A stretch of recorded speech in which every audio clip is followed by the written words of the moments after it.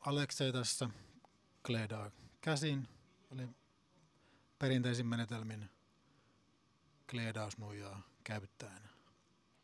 Meillä oli ideana tässä koko Takilan kunnostuksessa se, että pyritään tekemään se mahdollisimman paljon omin voimin, jolloin me sitten opitaan se työ, sitten saadaan se tietotaito jäämään tänne museolle ja jaetaan sitä sitten parhaan mukaan.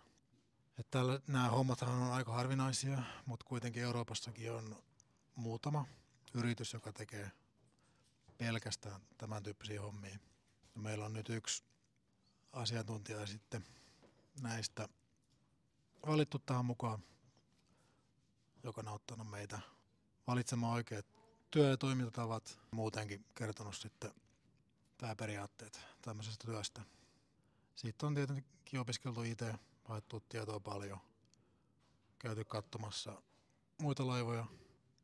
Pikkuhiljaa sitä sitten on omaksuttu semmoisia tiettyjä taitoja, jotka tarvitaan. Ei se nyt kovin monimutkaista loppujen lopuksi ole, mutta tietyt taidot pitää hallita.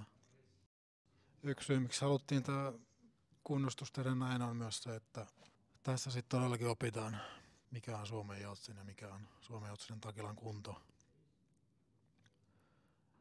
Tämän jälkeen sitten osataan kyllä kertoa lähes jokaisen osan kunto.